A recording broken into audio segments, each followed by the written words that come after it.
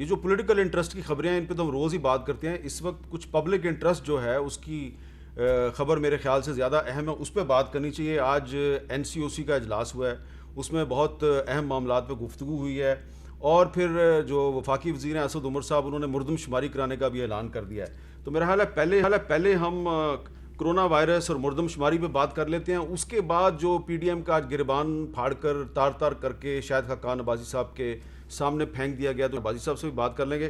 تو پہلے بات کرتے ہیں اسد عمر صاحب سے. بہت بہت شکریہ اسد عمر صاحب.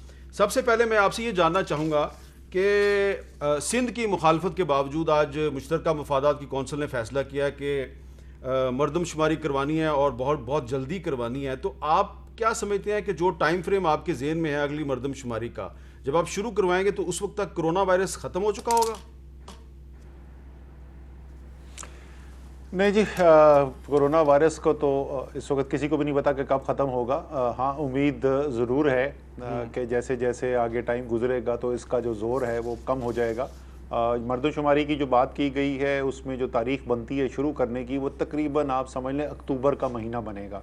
تو ابھی سے ہم آگے کو 5 ماہ آگے کی بات کر رہے ہیں. سو امید ہے کہ اس وقت تک بڑی تعداد میں پاکستانی جو ہیں وہ ویکسین لگوا چکے ہوں گے اور بیماری جو ہے اس کا زور کے اندر کمی آ چکی ہوگی. تو سندھ کی مخالفت کے باوجود اتنا کیوں ضروری تھا یہ مردم شماری کروانا؟ دیکھیں اس کے لیے حامد صاحب جو اس سے چیزیں جڑی ہوئی ہیں مردم شماری کے ساتھ, ہمارے جو الیکشن ہوتے ہیں, انتخابات ہوتے ہیں, نمائندگی ملتی ہے, اس کا دار و مدار بھی مردم شماری کے اوپر ہوتا ہے. اور 2018 کا الیکشن بھی جو ہے وہ ایک آئینی ترمیم کے ذریعے کیا گیا تھا. ایک دفعہ کی اجازت دی گئی تھی کہ عبوری جو رزلٹ آئے ہوئے ہیں 2017 کے مردم شماری کے, اس کی بنیاد پہ قرار دی جائے. اور اسی وجہ سے جو ہمارے چھوٹے صوبے ہیں ان کو زیادہ نمائندگی ملی اس الیکشن کے اندر.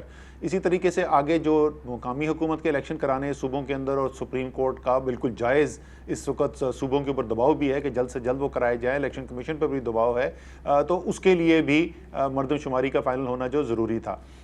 جو پرانی مردم شماری ہے اس کے اوپر بہت سارے لوگوں کے تحفظات تھے, لیکن کسی کے پاس بشمول سندھ کے پاس اس کا یہ حل نہیں تھا کہ اس پرانی مردم شماری کو کیسے ٹھیک کر لیا جائے.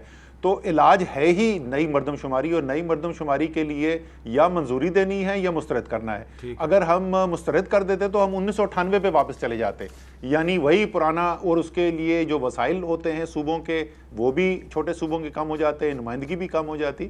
تو اس لیے فیصلہ کیا گیا کہ فوری طور کے اوپر نیا مردم شماری کرائی جائے جس کے اوپر قوم کو اعتماد ہو, اور ملکی یکجہتی کے لیے جو سوالیہ نشان بڑھ گیا ہے, جو آگے مزید خرابی کی طرف جا سکتا ہے, اس کو حل کی طرف لے جایا جائے. اچھا اسد عمر صاحب, آج آپ نے جو این سی او سی کا اجلاس ہے اس کی صدارت کی ہے, تو اس کے بعد آپ کی ایک ٹویٹ سامنے آئی ہے, اس میں آپ نے ایک بات کہی ہے کہ ایس او پی جو ہے, S O P compliance remains very weak and pressure on hospitals is increasing. یہ جو صورتحال ہے یہ کتنی تشویشناک ہے, اور کہاں پہ زیادہ وائلیشن ہو رہی ہے اور کہاں پہ کم وائلیشن ہو رہی ہے؟ دیکھیں صورتحال تو بہت تشویشناک ہے حامد. جب ہماری پہلی لہر آئی تھی اور پچھلے سال جون کے اندر جو اس وقت بہت زیادہ ہم نے ہسپتالوں کے اندر دباؤ دیکھا تھا, تو ہمارے وہ مریض جو کرٹیکل کیئر کے اندر, یعنی زیادہ نگہداشت کی جن کو ضرورت ہے, جو آکسیجن کے اوپر ہے, وینٹیلیٹر کے اوپر ہے, وہ تقریباً 3400 کے قریب جو ہے سب سے زیادہ تعداد اس وقت بنی تھی. آج اس وقت میرے پاس 4200 سے زیادہ ملک کے اندر مریض کرٹیکل کیئر کے اندر ہے. ہم نے آکسیجن کے بیڈز میں اگر آپ کو یاد ہو اضافہ کیا تھا سارے پاکستان کے اندر, اس کی وجہ سے معاملات جو ہیں وہ سنبھالے تو گئے ہیں, لیکن اگر اسی طریقے سے ہم نے بڑھنے دیا تو بہت ہی خطرناک صورتحال ہو سکتی ہے. ساتھ ہی ساتھ جو ہے جو حفاظتی تدابیر ہیں, جو ایس او پی ہیں, ان کی جو زمین کے اوپر عمل درآمد ہو رہا ہے وہ صرف کمزور نہیں, نہایت کمزور ہے, اور وہ بدقسمتی سے تقریباً ہمیں ہر جگہ دیکھنے کو نظر آ رہا ہے. ظاہر ہے سب سے زیادہ جو فالو ہو رہا ہے, جہاں سب سے زیادہ ہمیں نظر آتی ہے عمل درآمد, وہ ہسپتالوں کے اندر ہے, لیکن اس کے علاوہ جو ہے بازاروں کے اندر, مارکیٹس کے اندر, انڈسٹری کے اندر, ٹرانسپورٹ کے اندر, ان تمام جگہ ہمیں جو ہے وہ حالات ویسے نہیں نظر آ رہے جس کی ضرورت ہے. اور اسی کے ساتھ ساتھ پچھلی سال جب ہوا تھا تو علماء نے اور مسجدوں کے جو ہمارے امام تھے انہوں نے بہت تعاون کیا تھا, اور مسجدوں کے اندر ہماری الحمدللہ بہت اچھی عمل درآمد ہوا تھا. اب وہ مساجد کے اندر بھی ہمیں ویسا نظر نہیں آ رہا ہے، اور آگے جو ہے ظاہر ہے رمضان آ رہا ہے، تراویحیں آ رہی ہیں. اگر ہم اس کو اپنے ان چیزوں پہ عمل درآمد نہیں کریں گے تو ہم اپنے اور دوسروں کی روزگار جو ہے اس کو خطرے میں ڈال رہے ہیں. اس لیے خاص طور پر رمضان کے مہینے میں جب اللہ تعالیٰ جو کہتا ہے کہ صرف حقوق اللہ نہیں لیکن حقوق العباد کا بھی آپ نے خیال رکھنا ہے، تو اپنے اور دوسروں کی حفاظت جو ہے وہ بھی ہم پر لازم ہے. اچھا اسد عمر صاحب، یہ بتائیے کہ آج این سی او سی کا اجلاس تھا، اس میں کیا یہ بات درست ہے کہ پنجاب حکومت کی طرف سے یہ تجویز پیش کی گئی کہ لاہور سمیت 9 شہر جو ہیں پنجاب کے ان کو بند کر دیا جائے، لاک ڈاؤن کیا جائے، لیکن ان کی تجویز جو ہے اس کو مسترد کر دیا گیا، کیا یہ بات درست ہے؟ نہیں، 9 شہروں کا نہیں تھا حامد. لاہور کے لیے ان کی ہیلتھ منسٹر کی طرف سے یہ تجویز ضرور آئی تھی کہ ہم لاہور جو ہے اس کو 2 ہفتے کے لیے یا 1 ہفتے کے لیے بند کر دیں. تو ہم ان سے یہ کہہ رہے تھے کہ جو فیصلے ہوئے ہیں اس کے اوپر تو عمل درآمد ہو نہیں رہا، تو ہم ایک اور فیصلہ کر دیں اس سے بھی بڑا. اگر عمل درآمد نہیں ہو تو فائدہ کیا ہے اس کاغذی فیصلے کا؟ تو سب سے پہلے تو وہ چیزیں جن کے اوپر فیصلہ ہو چکا ہے اس پہ ذرا عمل درآمد تو کرا کے دکھائیں نا. اور اگر اس کے اور ہمارا یہ ماننا ہے کہ اگر ان پہ عمل درآمد ہو جائے، 100% نہ ہو، 70-80% اگر عمل درآمد ہو جائے تو صورتحال جو ہے قابو میں آ جائے گی انشاءاللہ تعالیٰ. لیکن اگر اس کے بعد بھی ضرورت پڑی تو پھر اس کے بعد ہم آگے مزید بھی دیکھ سکتے ہیں، لیکن فی الحال تو جو فیصلے ہوئے ہیں ان پہ تو عمل درآمد کرایا جائے. یہ بتائیے کہ گزشتہ ہفتے این سی او سی میں آپ نے ایک ہمیں بریفنگ دی تھی، اس میں بھی موجود تھا. وہاں پر ہمیں یہ پتہ چلا تھا کہ کراچی، جیلم، گجرات، یہاں پر کرونا وائرس کے جو پازیٹیو کیسز ہیں وہ کافی کم ہیں. تو ایک کراچی پاکستان کا سب سے بڑا شہر ہے، اور پھر جیلم اور گجرات سینٹرل پنجاب کے 2 شہر ہیں. ذرا تھوڑا سا بتائیں گے کہ کیوں یہاں پہ پازیٹیو کیسز کم ہیں اور باقی جگہوں پہ زیادہ ہیں؟ دیکھیں، گجرات کے اندر تو بہت تیزی سے اضافہ ہوا تھا، اور گجرات کے اندر ہمارے پاس آکسیجن بیڈز، وینٹیلیٹرز کی جو ہے وہ کمی کی خدشہ ہو گیا تھا. وہاں سے پھر ہم نے دوسرے شہروں سے وہاں پہ ٹرانسفر بھی کیے تھے، اس کے بعد وہ آہستہ آہستہ سے کم آئے. جیلم کی اللہ تعالیٰ کو خاص کرم ہے، جیلم جو ہے وہ محفوظ رہا ہے. کراچی یا باقی جو ہمارے جنوبی دونوں صوبے ہیں، سندھ اور بلوچستان، ان کے اندر نسبتاً یہ تیسری لہر کم تھی، اور اس کی بنیادی وجہ جو ہمیں نظر آتی ہے وہ یہ ہے کہ یہ والی جو تیسری لہر ہے یہ ہے وہ برطانیہ کے یو کے اسٹرین کی وجہ سے آئی ہوئی. اور کیونکہ ہمارے ان علاقوں سے، آزاد کشمیر سے، پنجاب سے، خیبر پختونخوا سے، یہاں سے لوگ زیادہ گئے ہوئے ہیں برطانیہ، اور انہی کی فیملیز آگے پیچھے آتی ہیں، تو ادھر پہلے زیادہ پھیلا ہوا ہے. لیکن آج ہم جب دیکھ رہے تھے تو ہمیں نظر آیا کہ کراچی کے اندر بھی بڑھتا چلا جا رہا ہے، حیدرآباد میں بڑھتا چلا جا رہا ہے، کوئٹہ کے اندر بڑھتا چلا جا رہا ہے. تو پہلے بھی ہم نے یہ سندھ کی حکومت کو کہا تھا، آج بھی چیف سیکرٹری کو کہا ہے کہ ابھی بروقت اقدامات کرنے کی ضرورت ہے.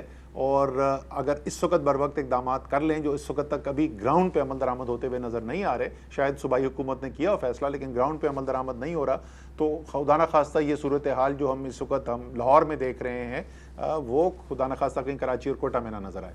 اچھا اسد صاحب، فگرز جو ہیں وہ آپ کی فنگر ٹپس پہ ہوتی ہیں، اس لیے میں آپ سے سوال پوچھ رہا ہوں، ہمیں کرونا ویکسین کی اس وقت کتنی ڈوزز کی ضرورت ہے، اور پاکستان میں اس وقت کتنی ڈوزز موجود ہیں؟ دیکھیں، اس وقت جو میرے ٹوٹل رجسٹرڈ لوگ ہیں وہ تقریباً 6,40,000 جو ہیں ہیلتھ کیئر ہمارے ورکرز ہیں وہ رجسٹرڈ ہیں، اور ساتھ ہی تقریباً 17 لاکھ جو ہیں وہ 50 سال سے زیادہ عمر کے لوگ جو ہیں وہ رجسٹرڈ ہیں. ان 6,40,000 میں سے تقریباً 3.5 لاکھ جو ہیلتھ کیئر ورکرز ہیں ان کو لگ چکی ہے ویکسین، اور جتنے آتے رہ رہے ہیں روزانہ کی بنیاد پہ تقریباً نئی ڈوز کے لیے، پہلی ڈوز کے لیے کوئی 3, 4, 5 ہزار آتے ہیں، کبھی 7-8 ہزار بھی آ جاتے ہیں، تو آہستہ آہستہ ان کو لگتے جا رہے ہیں. اسی طریقے سے جو ہمارے لوگ ہیں 17 لاکھ کے قریب جو اس وقت رجسٹر ہو گئے، اس میں سے 5 لاکھ سے زیادہ تو وہ ہیں جو کہ 50 اور 60 سال کی عمر کے درمیان ہیں، ان کو ابھی ویکسینیشن شروع نہیں ہوئی ہے. باقی کو 12 لاکھ کے قریب جو ہے وہ 60 سال کی عمر سے زیادہ ہیں، اور ان 12 لاکھ میں سے تقریباً اس وقت نصف سے زیادہ جو ہیں ان کو ویکسینیشن لگ چکی ہے.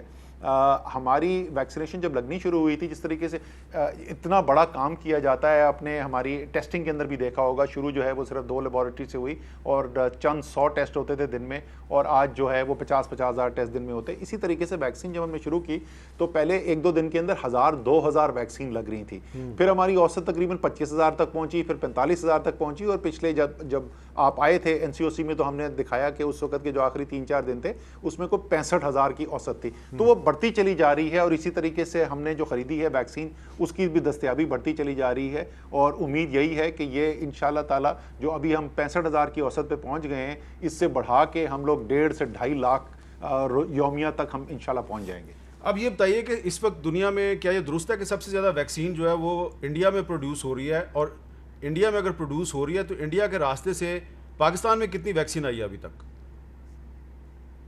اچھا, دنیا میں عمومی طور پہ تو ویکسین بنانے کا سب سے بڑا سینٹر انڈیا ہے, لیکن کووڈ کی جو ویکسین ہے جو اس وقت دنیا میں سب سے زیادہ درآمد کی گئی ہے, ایکسپورٹ کی گئی ہے, وہ چائنا سے کی گئی ہے, اور مارچ کے آخر تک تقریباً 10.5 کروڑ ویکسین جو ہے وہ چائنا سے دوسرے ممالک بھیجی گئی تھی. بھارت سے تقریباً 5.5 کروڑ ویکسین گئی ہے, اور رشیا سے صرف 45 لاکھ کے قریب گئی تھی. مارچ 31 تک کے میں اعداد و شمار بتا رہا ہوں. انڈیا سے اس میں ہمارے پاس کچھ نہیں ہے. ہمارے پاس جو سورس آئی ہے وہ ساری جو سرکاری جو آئی ہے, وہ چاہے ڈونیشن ہو یا خریدی بھی ہو, وہ ساری چائنا سے آئی ہے. ایک پرائیویٹ ادارے نے 50,000 رشین ویکسین جو ہے وہ امپورٹ کی تھی, ورنہ اس کے علاوہ جتنی بھی یہ ہمارے پاس ویکسین آئی ہے, جو تقریباً 25 لاکھ سے زیادہ ویکسین ہمارے پاس آ چکی ہے, وہ چائنیز ویکسین ہے. اچھا, آپ کو یہ کہیں پہ لگتا ہے کہ دنیا میں پہلے پانی کے ذخائر پہ جنگ جو ہے اس کی بات ہوتی تھی, واٹر وارز کی بات ہوتی تھی, اور اب دنیا میں ایک ویکسین وار شروع ہو چکی ہے. آپ کو کہیں محسوس ہوتا ہے being the head of the NCOC کہ پاکستان ایک وکٹم ہے اس ویکسین وار میں؟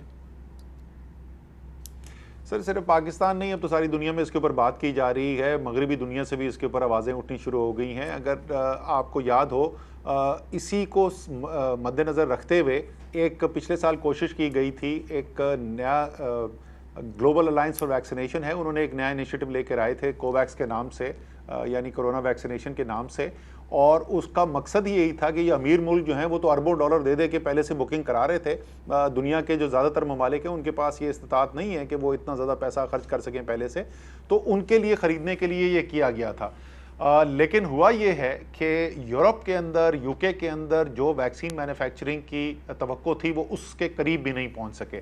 امریکہ جو ہے وہ اپنے ملک کے لیے استعمال کر رہا ہے, باقی سارے کا سارا بوجھ آ گیا چائنا, انڈیا اور یہ رشیا کے اوپر, اور رشیا سے بڑی محدود تعداد کے اندر گئی ہے, تو چائنا انڈیا کے اوپر زیادہ تر بوجھ ہے. اور امیر ملک جو ہیں وہ اپنے پاس لے جاتے رہے ہیں, اور دنیا کے وہ ممالک جو ابھی ترقی پذیر ممالک ہیں یا جو متوسط آمدنی والے ممالک ہیں, ان سب کو اس وقت مشکلات پیش آ رہی ہیں, اور اس کے اوپر اس وقت عالمی سطح کے اوپر بھی آواز اٹھائی جا رہی ہے. اچھا, میں آپ سے پوچھنا یہ چاہ رہا ہوں کہ ایکچولی میں کیا پوچھنا چاہ رہا ہوں, ذرا کھل کے آپ سے پوچھتا ہوں کہ پچھلے دنوں ہم نے دیکھا کہ یہ 23 مارچ کے اوپر مودی صاحب جو ہیں انہوں نے مبارکباد کا ایک خط لکھا عمران خان صاحب کو. عمران خان صاحب نے پھر ان کو جواب میں ایک شکریہ کا خط بھی لکھا. تو ٹھیک ہے, یہ تو چلتے رہتی ہیں اس طرح کی چیزیں, لیکن اگر آپ کے ہمسائے میں انڈیا جو ہے وہ ویکسین پروڈیوس کر رہا ہے, تو آپ اتنی دور دور سے ویکسین جو ہے وہ امپورٹ کر رہے ہیں, تو یہ انڈیا سے بات نہیں ہو سکتی کہ بھائی تھوڑی سی ویکسین ہمیں بھی دے دیں, پیسے لے کے دے دیں, مفت تو نہیں مانگ رہے آپ سے؟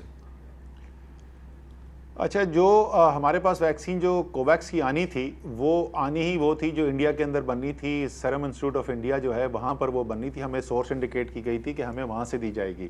اور جو پہلی کوویکس نے ہمیں انڈیا دیا تھا وہ دیا تھا کہ مارچ کے پہلے ہفتے کے اندر یہ ویکسین تقریباً 40 لاکھ ہمیں ویکسین وہاں سے ملنی تھی. تو بھارت نے تو وہ جو ہمارا تھا وہ بھی ابھی پاکستان نہیں آئی ہے. انہوں نے اپنی جو ان کی خارجہ پالیسی ہے اس کو سامنے رکھتے ہوئے انہوں نے جنوبی ایشیا کے اندر تقسیم کی ہے ویکسین, لیکن ظاہر ہے پاکستان کو انہوں نے بالکل کوئی ابھی تک ویکسین نہیں دی ہے. تو ہم تو اور تو کوئی دوسری تو مانگنا چھوڑیں, وہ جو ہمارے پاس کوویکس کی کمٹمنٹ تھی, جس ویکسین کے وہ انتظار میں بیٹھے ہوئے ہیں, اور اب تو 1 مہینے سے زیادہ ہو گیا ان کو انتظار کرتے ہوئے, کم سے کم بھارت ان کو وہی ویکسین دے دے تو ہمیں پاکستان کو اور پاکستان جیسے بہت سارے ممالک جو ایشیا کے اندر ہیں, افریقہ کے اندر ہیں, ان کو ویکسین مل سکتی ہے. تو یہ جو کمٹمنٹ کے باوجود ہندوستان کی طرف سے پاکستان کو ویکسین نہیں دی جا رہی, تو اس کا مطلب یہ ہے کہ وہ جو آپ کو مبارکباد کے خطوط لکھتے ہیں اور آپ کے ساتھ تاثر دے رہے ہیں کہ ہم بڑی دوستی چاہتے ہیں پاکستان سے, تو ایکچولی تو وہ آپ کو ویکسین بھی دینے کے لیے تیار نہیں ہے, تو ان کے کال و فیل میں تضاد ہے.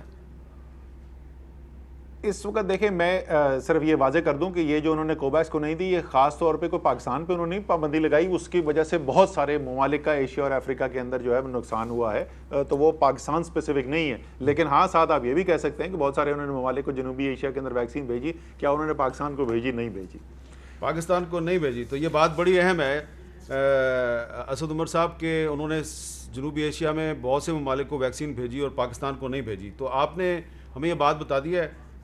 یقیناً آپ چاہتے ہیں کہ ویکسین کہیں سے بھی آئے کیونکہ آپ کو تو ویکسین کی ضرورت ہے.